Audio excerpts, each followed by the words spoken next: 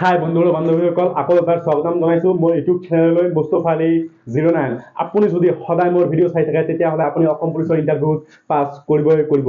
আৰু যদি আপুনি প্ৰথমবাৰ ইউটিউবত মোক চাই আছে তেতিয়াহ'লে মোৰ চেনেলটো ছাবস্ক্ৰাইব কৰি বেল আইকন দবাই ৰাখিব, কাৰণ মই অসম পুলিচৰ বিষয়ে এনেকুৱা নতুন নতুন ভিডিঅ' লৈ আহিয়ে থাকোঁ। তো ভিডিঅ'টো আৰম্ভ কৰাৰ আগতে এটাই ৰিকুৱেষ্ট কৰোঁ, ভিডিঅ'টো এটা লাইক কৰি আপোনালোকৰ লগৰকেইটাৰ লগত শ্বেয়াৰ কৰি দিব। তো আপোনাৰ মূল্যৱান সময় নষ্ট নকৰাকৈ বলক ভিডিঅ'টো আৰম্ভ কৰোঁ। কিছুদিন আগত মই এটা ভিডিঅ' আপলোড কৰিছোঁ যে অসম পুলিচৰ ফিজিকেল ইণ্টাৰভিউ অকণমান লেট হ'ব, আপোনালোকে প্ৰেক্টিচ জাৰি ৰাখক। তো ভিডিঅ'টোত প্ৰায় 200তকৈ অধিক কমেণ্ট আহিছে। তো মই সব কমেণ্ট পঢ়িছিলোঁ যে কোনে কি কমেণ্ট কৰিছে। তো 200 কমেণ্টৰ ভিতৰত আটাইতকৈ বেছি কমেণ্ট মই এইটোৱে পাইছোঁ যে ইণ্টাৰভিউ বৰষুণত হ'ব, ইণ্টাৰভিউ বৰষুণত হ'ব, ইণ্টাৰভিউ বৰষুণত হ'ব, তো আমাৰ প্ৰেক্টিচ কৰি একো লাভ নাই।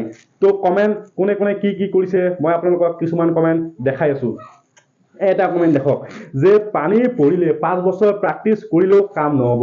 যদি পানী পৰে ইণ্টাৰভিউত তেতিয়াহ'লে 5 বছৰ প্ৰেক্টিচ কৰিলেও কাম নহ'ব। মানে এই গম পাইছে যে বৰষুণ হ'ব। নেক্সট এজনে কমেণ্ট কৰিছে যে বাৰিষা হ'ব যে ইণ্টাৰভিউত গম পাইছোঁ। মানে এই অলৰেডি গম পাইছে যে ইণ্টাৰভিউ বাৰিষাত হ'ব। নেক্সট কমেণ্ট কি কৰিছে চাই লওক যে ৱেটিং বানপানী ভাই, মানে ইণ্টাৰভিউ যে বানপানীত হ'ব ই গম পাই গ'ল। নেক্সট এজন কমেণ্ট কৰিছে যে ফৰেষ্টাৰৰ নিচিনা বোকাই দৌৰিব লাগিব, আৰু যদি বানপানী হয় তেতিয়াতো পিছুৱাই দিব। ঠিক আছে। আৰু ইয়াত কমেণ্ট কৰিছে যে বানপানী হ'লে আৰু পিছুৱাব। তো এইটো ভিডিঅ'ত মানে যিমানজনে ভাল কমেণ্ট কৰিছে তো ভালে লাগিছে, আৰু যিমানজনে এনেকুৱা মাইণ্ডেৰে কমেণ্ট কৰিছে সেইকেইটাক আপোনালোকে কি বুলি ভাবিব, ইহঁতে কেনেকুৱা মাইণ্ডৰ বুলি ভাবিব হা?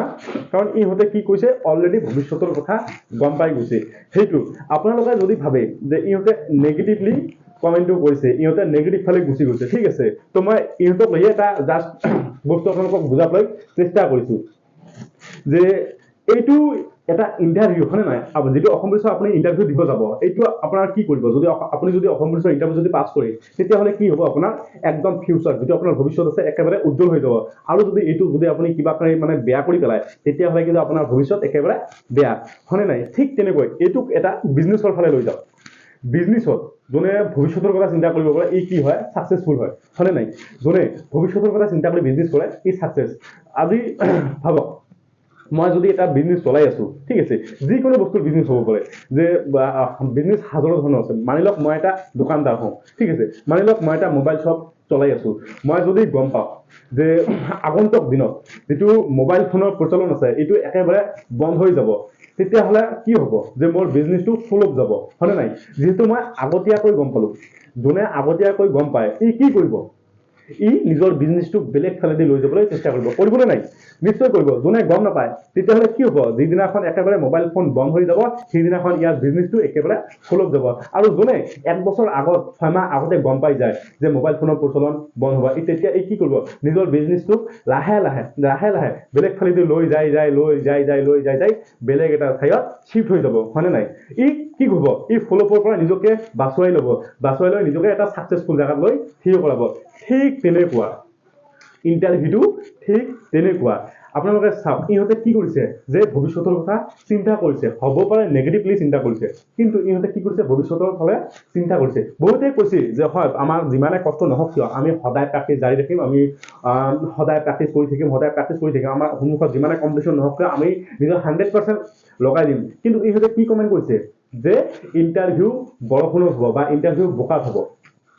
ইহঁতে সঠিক বস্তু চিন্তা কৰিছে, ঠিক আছে। এইটোক লৈ যদি ইহঁতে নেগেটিভ ফালে গুচি নাযায়, যদি পজিটিভলি কাম কৰে, মই 100% কৈ দিম যিমানজন মানুহে এনেকুৱা মাইণ্ডৰ আছে, যিমানজনে এতিয়ালৈকে চিন্তা কৰিব পাৰিছে যে ইণ্টাৰভিউ বোকাত হ'ব, ইণ্টাৰভিউ বৰষুণত হ'ব, এই চবেই ছাকচেছ হ'ব।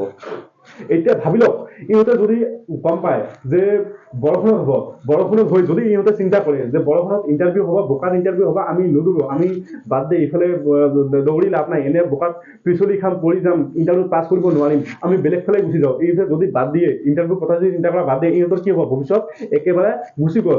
কিন্তু ইহঁতে যদি চিন্তা কৰে, যিমানজন মানুহে কমেণ্ট কৰিছে যে ইণ্টাৰভিউ বোকাত হ'ব, ইহঁতে যদি এটা কথা চিন্তা কৰে যে আজিৰ পৰা মই বোকাত দৌৰিবলৈ আৰম্ভ কৰিম, কাৰণ মই জানো ইণ্টাৰভিউ বোকাত হ'ব, ইণ্টাৰভিউ কম্পিটিশ্যন আমাৰ ক'ত হ'ব, বোকাত হ'ব। আৰু যদি আজিৰ পৰা যদি মই বোকাত দৌৰা আৰম্ভ কৰোঁ, তেতিয়াহ'লে মোৰ কম্পিটিশ্যন কেতিয়াও মোৰ লগৰ ভাই বন্ধুৰ লগত নহ'ব, মোৰ কম্পিটিশ্যন হ'ব বতৰৰ লগত। বুজি পাইছে বস্তুটো? কম্পিটিশ্যন হ'ব আপোনালোকৰ বতৰৰ লগত, কাৰণ যিটো বতৰত ইণ্টাৰভিউ হ'ব গৈ আছে সেইটো বৰষুণৰে বতৰ হয়, সেইটো বোকাৰে বতৰ হ'ব পাৰে। মই নকওঁ যে ইণ্টাৰভিউৰ দিনা আপোনাৰ বৰষুণ হ'ব, মই নকওঁ যে ইণ্টাৰভিউৰ ফিল্ডখনত বোকা লাগি থাকিব, মই নকওঁ যে আপুনি দৌৰিব নোৱাৰিব। যদি হয় যিহেতু বতৰটো তেনেকুৱা, যদি হয় আপোনালোকে কি কৰিব, আজিৰ পৰা আপুনি বৰষুণত দৌৰিবলৈ চেষ্টা কৰক না, আজিৰ পৰা আপুনি বোকাত দৌৰিবলৈ চেষ্টা কৰক না, তেতিয়াহে আপুনি যেতিয়া আপোনাৰ কম্পিটিশ্যন হ'ব চবতকৈ আগত গুচি যাব পাৰিব। কাৰণ যাৰ প্ৰেক্টিচ নাই, যোনে গমেই নাপায় যে ইণ্টাৰভিউ বৰষুণত হ'ব, ই হঠাৎ যাব, যাই চাব যে ফিল্ডত বোকা, ই কি কৰিব, 1 খোজ 2 খোজ যাব, পিছলি খাই পৰিব, লেটেং ফেটেং হৈ ঘূৰি আহিব। কিন্তু আপুনি যদি আজিৰ পৰা যদি বোকাত ৰানিং কৰা আৰম্ভ কৰে, বোকাত যদি প্ৰেক্টিচ কৰি থাকে, তেতিয়াহ'লে যিদিনাখন আপোনাৰ ইণ্টাৰভিউ হ'ব, বোকা থাকক বা বৰষুণে থাকক, আপোনাৰ প্ৰেক্টিচ তেনেকুৱা সিহঁতে কৰিছে, আপুনি তেনেকৈয়ে আপোনাক ৰেডি কৰাই লৈ আহিছে। আৰু তেনেকুৱা ঠাইত যদি আপোনাক যদি দৌৰিব দিয়ে, আপোনাৰ প্ৰব্লেম হ'ব নেকি? নহয়, আপুনি চবৰে আগত ওলাই যাব। এটা কথা ভাবক, যদি বোকা হয় ঠিক আছে, যদি ফিল্ডত বোকা হৈ থাকে, তেতিয়াহ'লে আপুনি কেতিয়াও নাভাবিব যে মই মাৰ্ক কেৰি কৰিব লাগে, তেতিয়াহ'লে এটাই কথা খালি চিন্তা কৰিব যে মই সময়ৰ ভিতৰত মোৰ খালি সোমাব পাৰিলে হৈ গ'ল। কাৰণ যদি আপোনাক 20 জন দৌৰিব দিয়ে লগত, যদি আপোনাৰ লগত 20 জন দৌৰিব দিয়ে, তাৰ ভিতৰত 18 জনে বোকাত পৰি থাকিব, 2 জনহে যাই কিনে সোমাব। আৰু যদি 2 জন যায়, তেতিয়াহ'লে আৰু তাত কিবা কম্পিটিশ্যন থাকে নেকি? নাথাকে নহয়। সেইটোৱে, আজিৰ পৰাই বোকাত দৌৰিবলৈ চেষ্টা কৰক। ত' সেইবিলাক লৈ কেতিয়াও মনটোক নেগেটিভ ফালে লৈ নাযাব, সদায় পজিটিভলি চিন্তা কৰক, আপোনাৰ লগত বহুত ভাল হ'ব। আৰু মই জানো আপোনালোকে কৰিব পাৰিব, মই জানো আপোনালোকে অসম পুলিচত আহিব পাৰিব, মই ভালকে জানো আপোনালোকে নিজৰ 100% লগাই কিনে অসম পুলিচৰ ফিজিকেল ইণ্টাৰভিউ দিব, আৰু ফিজিকেল ইণ্টাৰভিউত ভালেই হ'ব। মই মানে মোৰ ভিতৰৰ পৰা এটা আশা কৰোঁ যাতে মানে বৰষুণৰ বতৰত নহয়, কিন্তু যদি হৈ যায় আপোনালোকে তেনেকৈয়ে প্ৰেক্টিচ কৰক, মনক কেতিয়াও ডিমোটিভেট নকৰাব।